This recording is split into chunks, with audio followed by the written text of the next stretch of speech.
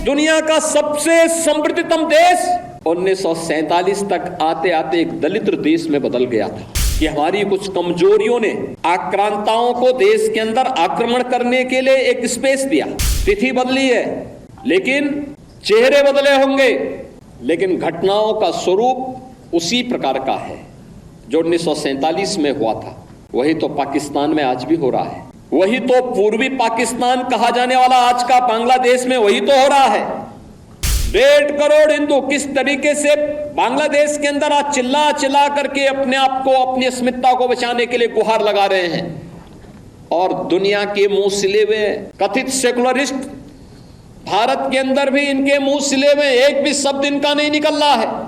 उनको भय है कि अगर इन निरीह कमजोर लोगों के पक्ष में इन्होंने आवाज निकाली तो इनका वोट बैंक खिसक जाएगा। वोट बैंक की चिंता है, लेकिन मानवीय संवेदना इनकी मर चुकी है।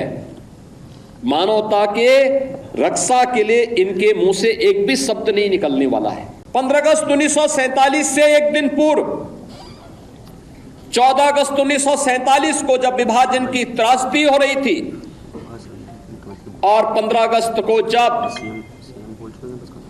देश के अंदर तत्कालीन प्रधानमंत्री पंडित जवाहरलाल नेहरू के द्वारा भारत के तिरंगे को पहरा करके कांग्रेस के नेताओं के द्वारा देश के अंदर आजादी के जश्न को मनाने का कार्य किया जा रहा था, तब लाखों लोग अपनी मातृभूमि को छोड़ने के लिए, अपने परिवारों को छोड़ने के लिए मजबूर हो रहे थे। किस प्रकार की यातनाएं उन पे पड़ रही थी, किस प्रकार का दृश्य था, किस प्रकार के मानवीय अत्याचार हो रहे थे, ये किसी से छुपा हुआ नहीं। और ये दृश्य बहुत कुछ है, चित्र बहुत कुछ बोल देते हैं। यानी दुनिया का सबसे समृद्धतम देश 1947 तक आते आते एक दलित देश में बदल गया था, और वह दृश्य भी आपने देखा, वह दृश्य भी आपने देखा है। ये क्यों हुआ? क्या ये सच नहीं कि हमारी कुछ कमजोरियों ने आक्रांताओं को देश के अंदर आक्रमण करने के लिए एक स्पेस दिया,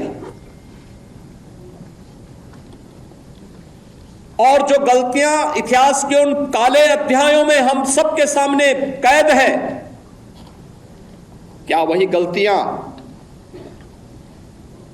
चुनाव के समय राजनीतिक नेतृत्व देश के अंदर इस प्रकार की गलतियां राजनीतिक दलों के द्वारा नहीं की जाती हैं? इस जाति के नाम पर विभाजन की त्रासदी तक पहुंचाने की एक कथा वही है जो पहले जातीयता के नाम पर होता था, जातिवाद के नाम पर होता था। आज वही कार्य, वही कृत्य, वही कारनामे राजनीतिक दलों के स्तर पर जातीयता का नग्न तांडव करके फिर उसी विभाजन की ओर ले जाने की कुत्सित चेष्टा की जा रही है। परिणाम क्या है? परिणाम आप सबके सामने फिर वही है। परिणाम फिर आपके सामने वही है। तिथि बदली है लेकिन चेहरे बदले होंगे, लेकिन घटनाओं का स्वरूप उसी प्रकार का है जो 1947 में हुआ था। वही तो पाकिस्तान में आज भी हो रहा है। वही तो पूर्वी पाकिस्तान कहा जाने वाला आज का बांग्लादेश में वही तो हो रहा है। उस समय 10 लाख हिंदू एक साथ काटे गए थे, हिंदू सिख सभी थे, एक साथ काटे गए थे। और आज भी वही आगजनी, वही तोड़फोड़, वही लूटपाट, बहन और बेटियों के साथ वही अत्याचार, उसी प्रकार की त्रासदी का दृश्य आज भी हम सबके सामने है। और इस सब के बावजूद इस प्रकार के कार्यक्रमों को केवल एक औपचारिकता बना करके हम लोग केवल अपनी बात करने तक सीमित हो जाते हैं। आखिर कब इतिहास की इन गलतियों से हम सबक सीखेंगे? और आज मैं आप सबसे यही कहने के लिए आया हूं, हम आभारी हैं प्रधानमंत्री मोदी जी के, जिन्होंने इतिहास के इन काले अध्यायों से पर्दा उठा करके देश की जनता की आंखों को खोलने का काम किया है, देश का ध्यान आकर्षित किया है, इतिहास की इन गलतियों के परिमार्जन के लिए रास्ता बनाने का एक आह्वान हम सबका किया है। और उसी आह्वान के साथ जोड़ने के लिए मैं आप सबसे भी कहने के लिए आया हूं कि जो दृश्य 1947 में हुआ था, वही दृश्य तो आज बांग्लादेश के अंदर हम सबको देखने को मिल रहा है। 1.5 करोड़ हिंदू किस तरीके से बांग्लादेश के अंदर आज चिल्ला चिल्ला करके अपने आप को, अपनी अस्मिता को बचाने के लिए गुहार लगा रहे हैं, और दुनिया के मुंह सिले हुए कथित सेकुलरिस्ट भारत के अंदर भी इनके मुंह सिले हुए एक भी शब्द इनका नहीं निकल रहा है, क्योंकि उनको भय है कि अगर इन निरीह कमजोर लोगों के पक्ष में इन्होंने आवाज निकाली तो इनका वोट बैंक खिसक जाएगा। वोट बैंक की चिंता है, लेकिन मानवीय संवेदना इनकी मर चुकी है। मानवता के रक्षा के लिए इनके मुंह से एक भी शब्द नहीं निकलने वाला है, नहीं निकलेगा, क्योंकि इन्होंने आजादी के बाद लगातार उसी प्रकार की राजनीति को प्रेरित और प्रोत्साहित किया, उसको लेकर के आगे बढ़ते रहे। ये लगातार बांटो राज करो की उस राजनीति के तहत ये लोग देश के अंदर कार्य करते रहे। अंग्रेजों से सत्ता इन्होंने उस समय प्राप्त की। ये वास्तव में भारत की सत्ता का नेतृत्व नहीं कर रहे थे, बल्कि अंग्रेजों के ही, ब्रिटिशर के ही मानस पुत्रों के रूप में इन्होंने भारत की सत्ता को उस रूप में संचालन करना शुरू किया जैसे ब्रिटिशर इस देश के अंदर कर रहे थे।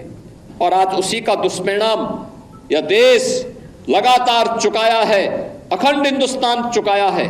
लेकिन हमारा संकल्प है, महर्षि अरविंद ने जो 1947 के पहले उद्घोषणा की थी, आजादी की त्रास, देश की विभाजन की त्रासदी आजादी के मिलने के बाद अक्सर उन्होंने इस बारे में अपनी चिंता व्यक्त भी की, और उन्होंने इस बात को कहा था कि आध्यात्मिक जगत में पाकिस्तान कोई वास्तविकता नहीं है, या तो उसका भारत में विलय होगा या पाकिस्तान इतिहास से समाप्त होगा, हमेशा के लिए समाप्त होगा।